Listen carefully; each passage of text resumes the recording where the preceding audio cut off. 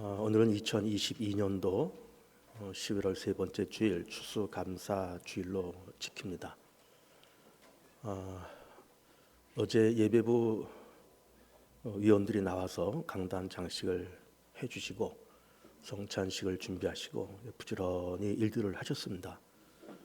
우리 교우들이 정성껏 1년 동안 농사 지으신 것, 쌀도 기증해 주시고 배추, 무, 기타 등등, 또 어떤 분들은 또 금일봉으로 이렇게 지원을 해줘서 예배부에서 장식을 잘 했습니다. 감사드리고 우리 수고하신 예배부와 또 여러 가지로 협력하신 후원해 주신 우리 교우들에게 감사의 말씀을 드립니다.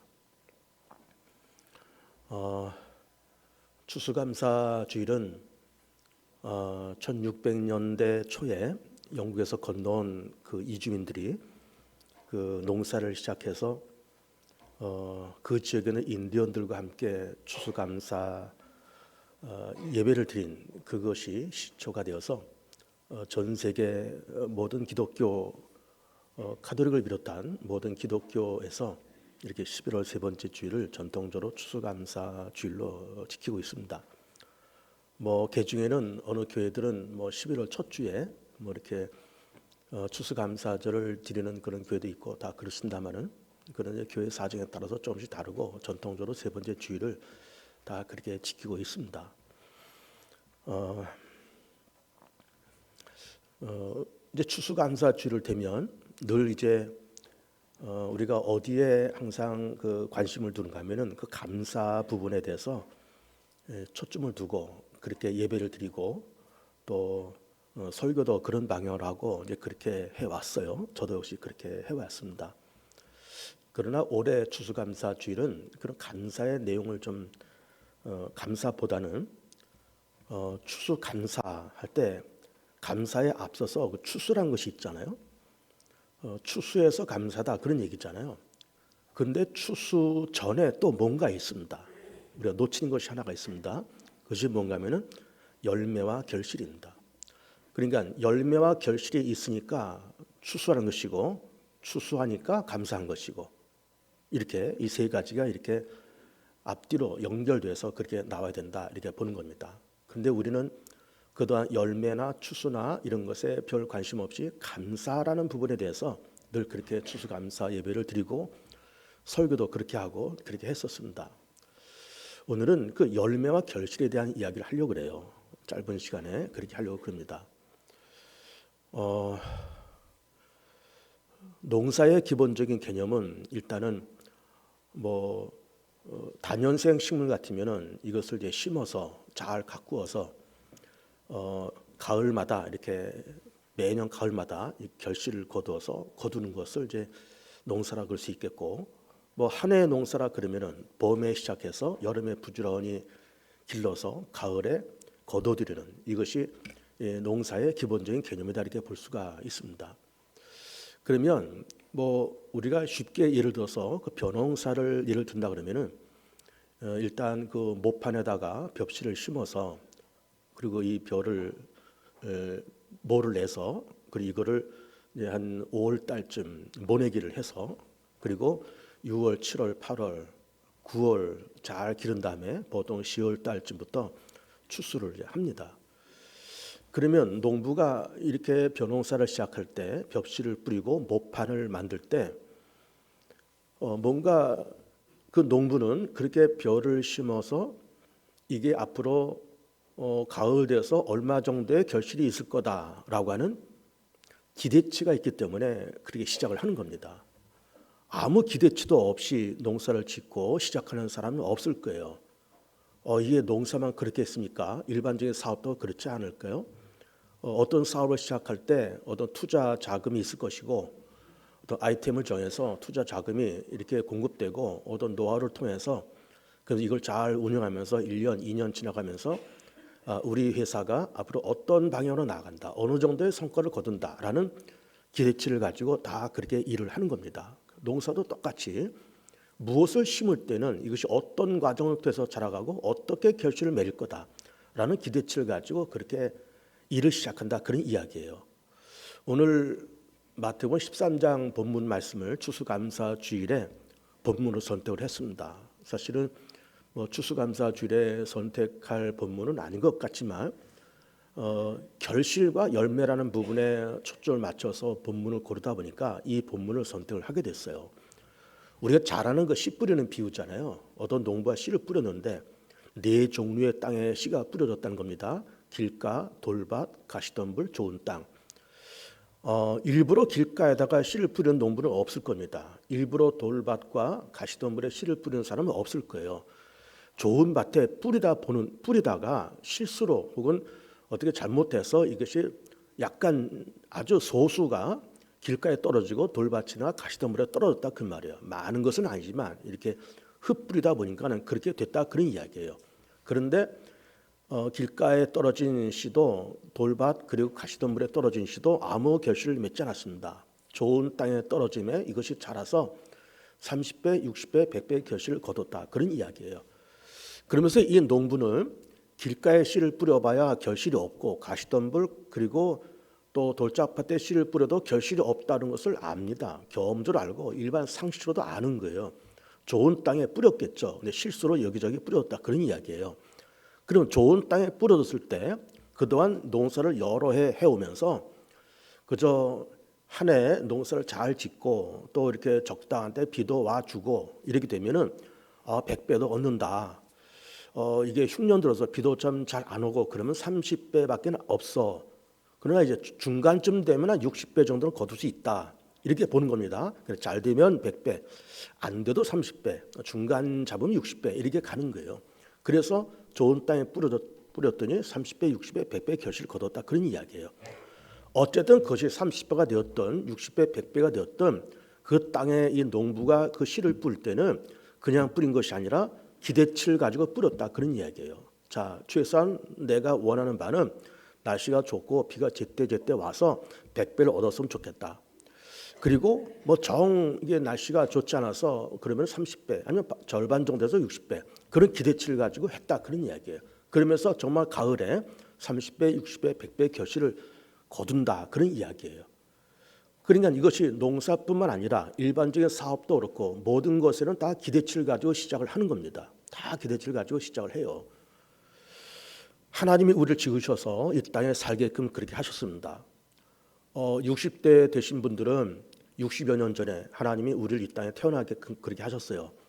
70대 살아가신 분들은 70여 년 전에 하나님이 우리를 이 땅에 살게끔 이 땅에 내보내셨습니다. 그러면은 농부가 씨를 뿌릴 때 그 농사 일조차도 기대치를 가지고 씨를 뿌리는 건데 하나님이 만물의 영장이고 하나님의 형상으로 지음받은 우리들을 이 땅에 내보내실 때 아무 기대치 없이 우리를 이 땅에 살게 하셨을까? 아무 기대치 없이 우리를 이 땅에 태어나게 하셨을까? 그거는 아닌 것 같습니다. 분명히 우리가 이렇게 생겼고 이만큼 살아오고 이렇게 됐는데 하나님이 우리를 그렇게 수십 년 전에 태어나게끔 하시고 이 땅에서 살게끔 하셨을 때에는 그냥 막 살아라 그런 뜻으로 보낸 것은 아닐 것 같아요. 분명히 우리 이 땅에 보내시면서 하나님이 우리 각자에 대한 기대치를 가지고 이 땅에 태어나게 하시고 이 땅에 살게끔 하셨을 거다라는 생각을 갖습니다. 분명히 다 기대치가 있는 거예요. 그러면 결실과 열매라는 걸 놓고 볼 때 제가 두 가지 방향으로 얘기를 하려고 그런 겁니다. 첫 번째는 결실과 열매가 있을 때는 어떻게 해야 될까? 첫 번째는 하나님이 내게 어떤 기대치가 있는가라고 하는 것을 알고 그렇게 살아가는 삶이 정녕 결실과 열매가 있는 인생일 거다. 이런 말씀을 드리고 싶은 겁니다. 하나님은 내게 어떤 기대치가 있을까? 행복한 인생은 어떤 사람일까요? 성공하는 사람 그리고 또 성공적인 인생을 살아가는 사람은 어떤 사람일까요? 하나님의 내게 주신 기대치를 알고 그 기대치대로 그렇게 살아가는 그 사람이 성공하는 사람이고 그 사람이 인생을 정말 잘 살았다고 그렇게 보는 겁니다. 돈을 벌었느냐 안 벌었느냐 하는 것은 두 번째고 사회에서 얼마큼 존경받는 인물이 되었느냐 하는 것도 두 번째고 얼마큼 사회적인 위치가 되었느냐 하는 것도 두 번째, 세 번째고 하나님이 우리 각자에 주신 기대치를 내가 얼마큼 깨닫고 얼마큼 거기에 내가 응하면서 살았느냐라고 했을 때 정말 그를 깨닫고 거기에 100% 아니면 100%가 아닐지라도 한 7, 80%라도 그만큼 기대치에 어울려서 살았다 그러면은 정말 성공적인 인생이라고 부를 수 있겠고, 참 인생을 잘 살았다라고 평가할 수 있겠다라고 하는 겁니다. 성경을 보면은 구약 성경에서 인생의 기대치를 발견하는 사람 한 사람을 굳이 뽑는다 그러면은 역시 다윗을 뽑을 수가 있겠어요. 다윗은 주전 천년 사람이고 이스라엘 두 번째 왕입니다. 지금도 다윗은 이스라엘 최고의 왕으로 추앙받고 있는 그런 인물이에요. 근데 다윗은 사실은 참 허점이 많고 오점이 많은 사람이거든요. 그럼에도 불구하고 하나님께서 왜 다윗을 그렇게 최고의 왕으로 세우셨을까? 그 결정적인 이유는 다윗이 하나님이 자기에게 주신 기대치를 깨닫고 그 기대치대로 살았기 때문에 그래요. 그 기대치가 뭔가 하면은 이런 겁니다. 이제 다윗은 전쟁을 많이 한 왕입니다. 여기서 저기서 전쟁하면서 이 민족과 저 민족과 수많은 전쟁을 거쳐와요. 그리고 그 전쟁을 거의 끝난 다음에 거의 정리가 됐습니다. 그러면서 이제 편안한 때가 되어서 백향목으로 자기 집을 먼저 졌어요. 그리고 출애굽하면서 가지고 왔던 그 법궤, 나무로 만든 법궤가 마당 한쪽 구석에 이렇게 있는 겁니다. 그리고 비만 맞지 않게끔 포장으로 이렇게 덮어놨어요. 다윗이 그걸 본 겁니다. 그래서 뭘 깨닫는가 하면은 나는 이렇게 백향목궁에서 거하지만 하나님의 궤는 저렇게 휘장 가운데 있도다. 그러면서 이렇게 자기는 이렇게 백향목궁에 있는데 하나님의 법궤가 그냥 비만 맞지 않게끔 휘장 가운데 있는 것이 너무나 안타깝고 하나님 앞에 죄송하고, 그래서 하나님의 법궤를 잘 모실 수 있는 성전을 짓자 이런 생각을 갖게 된 겁니다. 그러면서 이것을 다윗이 그 당시 선지자 나단한테 얘기를 해요. 선지자님, 내가 이만저만해서 저 법궤를 잘 모실 좀 성전을 짓고 싶습니다. 그 얘기를 하는 겁니다. 그러니까 성전 그러면 우리는 얼핏 드는 생각이 예배 드리는 장소, 제사 드리는 것 이렇게 생각되잖아요. 물론 그것이 맞지만 다윗의 머릿속에 성전이라는 개념이 그때 뭐인가 하면은 하나님의 법궤를 잘 모시자는 겁니다. 아름답고 견고하고 아주 의미 있고 거룩한 집을 져서 거기다 하나님의 법궤를 모셔놓자 이 얘기예요. 나단 선지자가 그걸 하나님 앞에 알려드리고 하나님의 나단을 통해서 다윗한테 말씀하십니다. 다윗, 내가 사람이 지은 그 집에서 살 내가 아니다. 이 천하 만물 다 내가 지었고 이 모든 것이 다 나의 것인데 사람이 지은 그 집에서 그 집 비록 백향목 궁이라 그럴지라도 나는 거기서 사는 존재가 아니야. 그러나 네가 내 집을 짓겠다 그러니 나는 너의 마음을 나는 좋게 받겠다 이 말씀하시는 거예요. 그리고 네가 내 집을 짓는다 하니 나는 네 집을 짓겠다 이렇게 말씀하신 겁니다. 이게 굉장한 얘기입니다. 이 말은 뭔가 하면은 하나님이 다윗의 그 말에 감동받으셨다 그런 얘기예요. 내가 너한테 두고 있는 그 기대치를 네가 아는구나, 깨닫는구나. 그러면서 기대치를 깨달은 다윗을 바라보시면서 하나님이 감동을 받으셨어요. 그러면서 다윗의 집을 세우시겠다 그렇게 말씀하십니다. 그러면서 다윗의 집을 세우신다는 것은 뭐 다윗한테 무슨 2층 잘 지은 뭐 양옥집을 짓겠다 그런 말씀이 아니라 다윗의 인생, 다윗의 가문, 다윗의 왕권, 다윗의 나라를 짓겠다 그런 이야기인 겁니다. 그래서 우리가 다윗의 일생을 바라보면 다윗 이후에 솔로몬 이렇게 쭉 흘러내려오면서 정말로 다윗의 왕권이 날로 강건해지고, 우리는 성경을 보면은 그 사울의 집안내와 다윗의 집안내가 오랜 동안 갈등과 전쟁 속에 있었잖아요. 그러면서 사울의 집안은 점점 몰락해 가고 다윗의 집은 점점 강성해 갔다라는 말씀을 하시고 있어요. 그리고 또 역대기 말씀 보면은 하나님께서 다윗을 40년 동안 왕으로 재직하게 하시면서 부하고 존귀하게 하셨다 이렇게 말씀하고 있어요. 부하고 존귀하게. 그만큼 하나님께서 기대치를 깨달은 다윗의 그 고백에 감동을 받으시면서 하나님께서 다윗의 인생과 가문과 그의 집안내를 견고하게 세워가시면서 결국 다윗의 나라, 다윗의 왕권을 견고하게 만들어 가셨다는 것을 우리 볼 수가 있는 겁니다. 그리고 신약에 넘어와서 자기 자신의 기대치를 깨달은 두 번째 사람을 든다 그러면은 역시 사도 바울을 우리가 꼽을 수가 있겠어요. 사도 바울 유대교의 골수분자고 근본주의자입니다. 그리고 예수님을 싫어하고 교회를 핍박했던 사람이에요. 그러다 다메섹 가다가 부활하신 예수님을 만나면서 그러면서 뭘 깨닫는가 하면은 먼저는 예수가 누구냐라는 것을 먼저 깨닫죠. 예수는 하나님의 아들이셨구나. 저렇게 십자가에서 죽으신 것은 어떤 정치적인 모함에 의해서 죽으신 것이 아니라 우리 모든 인류의 허물과 죄를 당신께서 대신 담당하시고 죽으신 사건이로구나. 그 예수님의 이름을 힘입어서 우리가 죄산 받고 예수님의 이름을 힘입어서 우리 하나님께 나아가시는 것이로구나 라고 깨달으면서, 그러면서 동시에 자기의 기대치를 깨달은 겁니다. 그 기대치가 뭔가 하면은 나는 땅끝까지 이르러서 내가 예수 그리스도의 증인되고 복음의 증인이 되겠다는 그런 하나님의 기대치를 깨닫게 된 거예요. 그러면서 일평생 수십 년 동안 전도 여행을 다니면서 가정을 갖지 않고 결혼을 하지 아니하고, 그러면서 일평생 동안 수십 년 동안 복음 전하고 교회에 선 일을 그렇게 했던 겁니다. 그러면 마지막 로마에 가서 거기서 순교를 당해요. 기대치를 깨달은 사람들인 겁니다. 그런 사람들이 그렇게 하면서 뭐 다윗은 그렇게 하나님께서 그의 집을 세워가시면서 견고하게 부하고 존귀하게 살게 하셨다 이렇게 말씀을 하고 있지만, 사실은 사도 바울도 기대치를 깨달은 사람이지만은 뭐 그가 일생을 살아가면서 부하고 존귀하게 산 것은 없어요. 그야말로 매 맞고 파손당하고 굶고 자지 못하고 먹지 못하고 그렇게 고생하면서 수십 년 동안 그렇게 살아간 겁니다. 그러나 우리는 성경을 이렇게 놓고 보면서 바울이 그렇게 육신적으로는 세상적으로는 힘들고 어렵게 사는 사람이지만 하나님의 기대치를 깨달으면서 정말 성공적인 인생을 살고 좀 하나님의 마음에 합한 자로서 그렇게 살았다고 그렇게 평가를 해야 되는 겁니다. 하나님의 기대치를 깨달은 사람이에요. 그 기대치를 깨달은 사람이 그 사람이 성공하는 사람이고 그렇게 사는 것이 잘 사는 겁니다. 그렇게 잘 사는 거예요. 그 우리는 보통 잘 산다 그러면 돈 많고 고급 자동차를 타고 다니면서 그렇게 살아가는 사람을 잘 산다고 얘기하지만, 하나님의 기대치를 깨닫고 그것을 위해서 살아가는 그 삶이 위대한 삶이고 성공적인 삶이고 그런 삶이 잘 사는 삶이에요. 그럼 우리는 이제 기대치 이렇게 얘기를 하니까 이렇게 뭐 다윗처럼 뭐 하나님의 성전을 짓고 바울처럼 뭐 땅끝까지 가서 복음을 전하고 뭐 가정도 갖지 말고 뭐 돈도 모으지 말고 나가서 복음 전하고 교회 세우고 그런 일을 해야 될까? 그렇지 않습니다. 그 기대치라고 하는 것이 그거는 다윗이니까 하나님께서 그게 그런 기대치를 주셨고 바울이니까 그런 기대치를 주신 것이지 우리에게는 기대치가 다 다른 겁니다.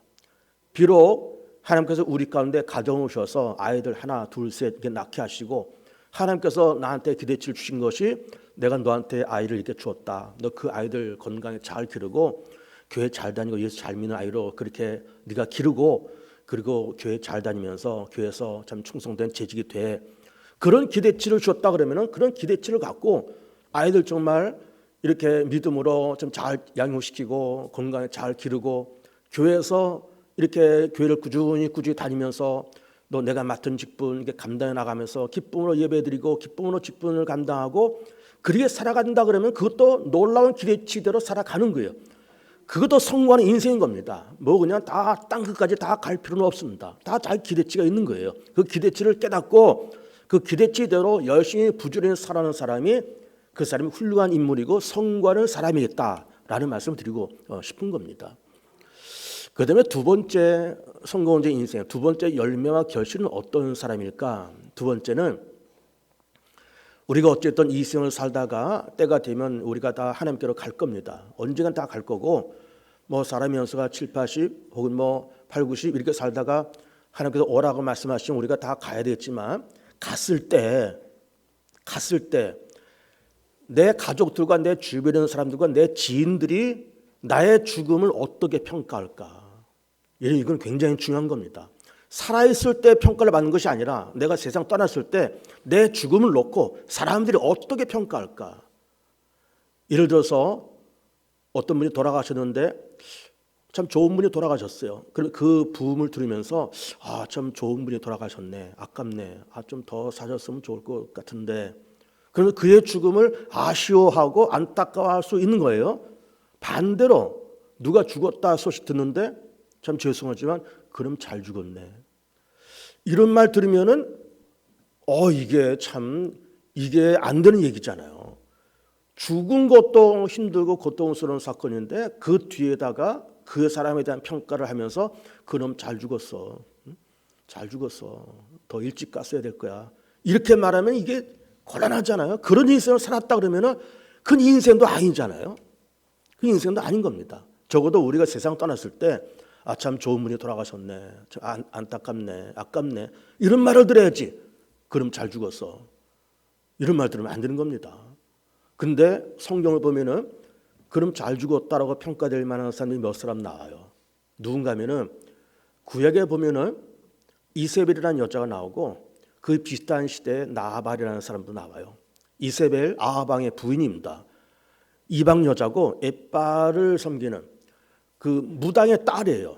그 이방 제사장의 딸이니까 요즘 말은 무당 딸인 겁니다. 이 무당 딸. 근데 아마 미모가 뛰어났는지 아하방이 그냥 반해서 자기 부인 삼아요. 근데 그 여자가 그 이스라엘 나라에 시집 오면서 몸만 왔겠어요. 그 모든 우상 딴지를 다 끌고 들어와요. 그러면서 이 북왕조 이스라엘 나라가 아하방 때 폭망하는 겁니다. 누구 때문에 폭망하느냐? 그 이세벨 때문에 폭망해요. 그 이세벨이 간교한 이세벨이 그렇게 우상 딴지만 끌고 들어온 것이 아니라 거기 아하방한테 씹어가지고 이스라엘 나라에 있는 모든 선지자 제사들 다 죽여 핍박하고 그 난리통에 엘리야가 시내산까지 도망갔잖아요. 그러면서 로뎀 나무 밑에서 그렇게 쭈그려 앉아있고 그 사건이 그 사건인 겁니다. 그때 그 사건이에요. 그러다가 그 이세벨이 어떻게 죽은 줄 압니까? 이세벨이 성 꼭대기에 있을 때 예후가 나중에 왕이 되는데 예후가 그 성전 그 궁궐 꼭대기에 있는 그 부하들한테 야, 그 여자 집어 던져. 그래가지고 그 부하들이 이세벨 여인을 성 꼭대기에서 집어 던져서 추락사에서 이세벨이 죽습니다. 몸이 산산조각나고 그 산산조각나는 시체를 말들이 짓밟고 다니고 개들이 그 시신을 뜯어먹었다는 거예요. 그렇게 죽어요. 그렇게 죽은 이세벨을 향해서 뭐라 그랬을까요? 뭐 성경에서 그 자세한 내용만 나오지 않지만 그 당시 사람들이 뭐라 그랬어요? 그녀 어쩌고저쩌고 하면서 그 잘 죽었어 그랬을 것 아닙니까? 잘 죽었어. 나발도 그렇습니다. 여러분, 나발은 남자가 있었습니다. 다윗 왕 시대에 있었던 사람이에요. 그의 부인이 아비갈입니다. 이 나발이 큰 부자입니다. 근데 그렇게 부자가 된 까닭은 다윗의 비호를 많이 받으면서 부자가 됐어요. 그런데 다윗이 사울과 많은 전쟁과 갈등 속에 다윗이 도망자 신세가 되었습니다. 그러다 보니까 군량미가 떨어졌어요. 다윗이 사람을 보내서 나발한테 너 그동안 내 신세를 많이 져서 내가 네 비호가 되어서 너 이만큼 재산을 모았으니 너 내가 이렇게 어려운 거 알지? 그냥 우리 군량미 좀 달라. 얘기했더니 나발이 하는 소리가 요즘 집에서 도망쳐 나온 좋은 놈들이 많다는데 다윗인지 뭐 어떤 놈인지 뭐 그 놈이 뭐라고 나한테 먹을 걸 달래 하면서 그냥 노발대말 역정을 냈다는 거예요. 그 얘기가 다윗 귀에 들어갑니다. 다윗이 머리가 핑 돌아버려요. 그래?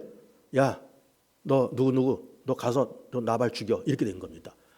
그래가지고 그 군대가 가는 도중에 아비가일이 그 소식을 듣고 그 지혜로운 여자입니다. 먹을 거 바리바리 싸들고 와서 제발 다윗 왕이셔 좀 고정해 달라고. 내 남편 나발 이름처럼 어리석은 자라고. 이름이 나발 그 뜻이 어리석은 자라는 거예요. 이름을 그렇게 졌어요. 어리석은 자라고. 이름처럼 어리석은 자니 제발 좀 고정하시라고. 이거 좀 받으시고 고정하시라고. 그래서 다윗이 그걸 받고 나발 죽인 것을 멈추고 돌아갔어요. 이 얘기를 아비가일이 남편 나발한테 얘기합니다. 이만점에서 다윗이 당신 죽이려고 사람을 보냈어요. 그랬더니 나발이 그 소식을 듣고 그 시로부터 그 몸이 돌처럼 굳었고 며칠 후에 죽었다는 거예요. 다윗의 군대가 뭐라 했을까요? 그럼 잘 죽었다 그랬을 거예요. 아마 다윗도 그랬을 거예요. 그럼 잘 죽었다. 나쁜 놈.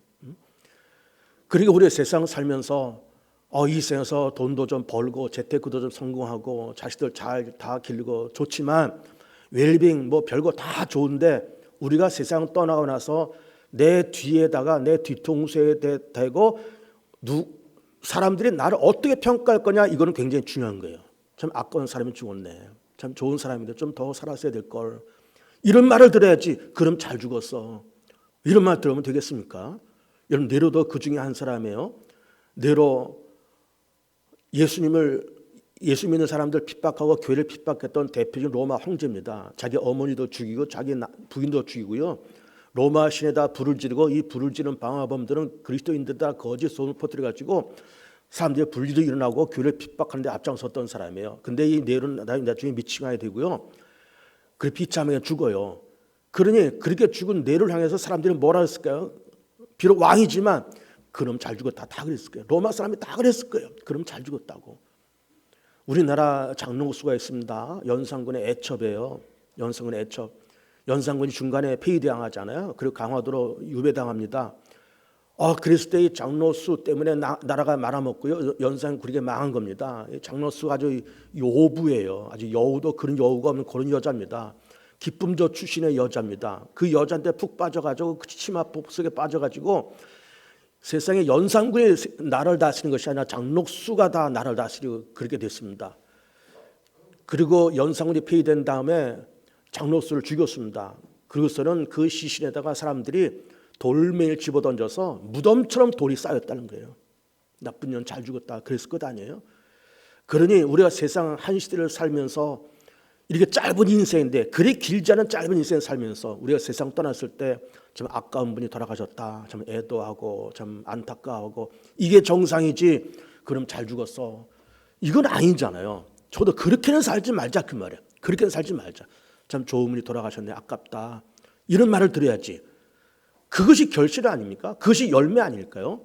아까운 분이 돌아가셨다, 이게 열매잖아요. 참 좋은 분이었는데 좀 더 사줬으면 더 좋을 뻔했는데 이게 열매잖아요.